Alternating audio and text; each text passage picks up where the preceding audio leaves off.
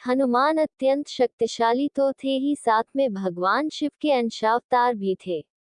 जब वे माता सीता की खोज में समुद्र पार करके लंका पहुंचे तो अशोक वाटिका को तहस नहस करने लगे।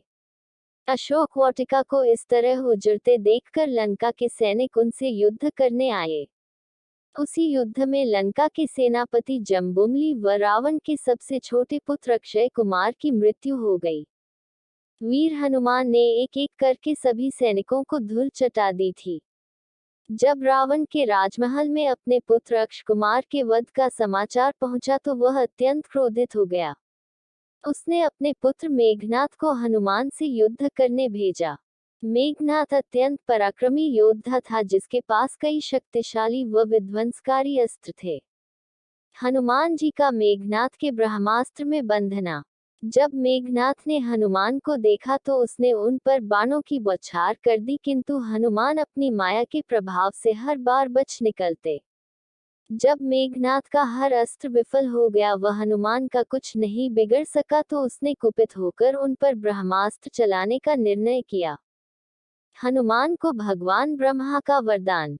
चूंकि हनुमान स्वयं भगवान शिव के अवतार थे व साथ ही उन्हें भगवान ब्रह्मा से वरदान मिला था कि ब्रह्मास्त्र भी उनका कुछ नहीं कर पाएगा। इसके साथ ही ब्रह्मास्त्र भगवान शिव, आदि शक्ति, भगवान विष्णु, शेषनाग तथा उनके लिए गए अवतारों का कुछ नहीं बिगाड़ सकता था। इसलिए मेघनाथ ने जब हनुमान पर ब्रह्मास्त्र चलाया तो हनुमान ने उसके सम्मान में अपने दोनों हाथ जोड़ लिए। हनुमान के ब्रह्मास्त्र में बंधने का कारण।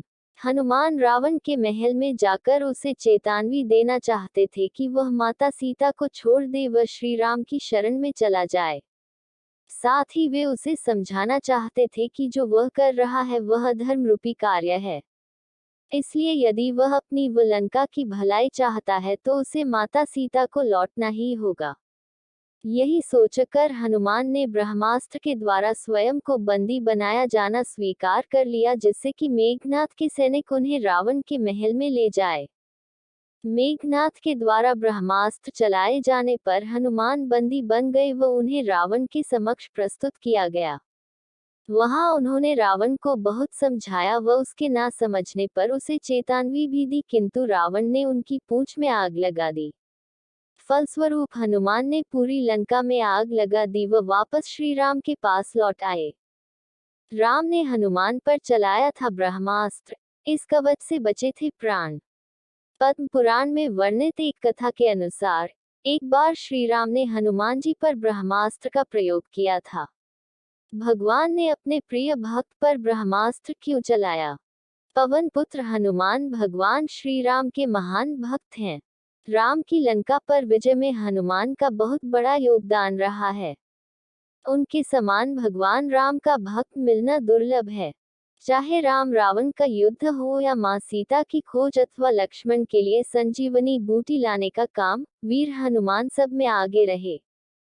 पद्म पुराण में वर्णित एक कथा के अनुसार एक बार श्री राम ने हनुमान जी पर ब्रह्मास्त्र का प्रयोग किया था।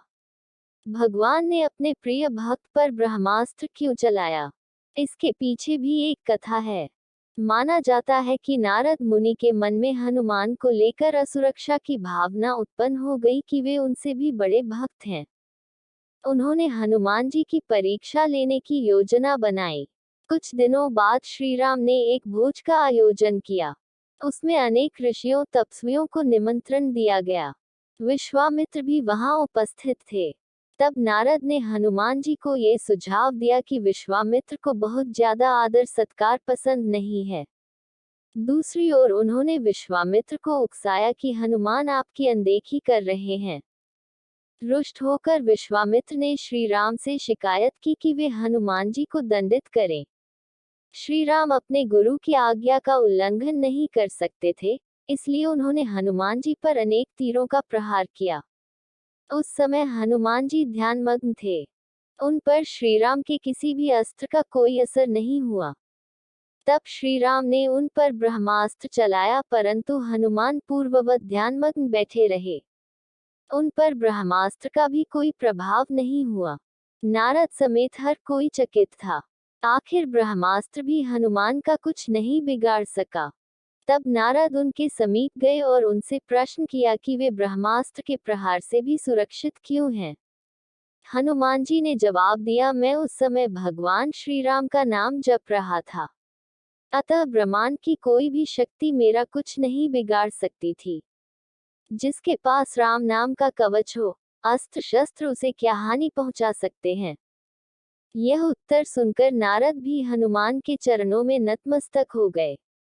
अब उन्हें समझ में आ गया कि हनुमान श्री राम के सबसे बड़े भक्त क्यों हैं। इस कथा एक का मर्म ये भी है कि जो समर्पित होकर भगवान की भक्ति करता है, बड़े से बड़ा संकट भी उसे हानि नहीं पहुंचा सकता। अगर आपको ये स्टोरी अच्छी लगी हो तो इसे जरूर शेयर करें और इसी तरह के अन्य लेख पढ़ने के लिए सब्सक्राइब की बटन दबाएं।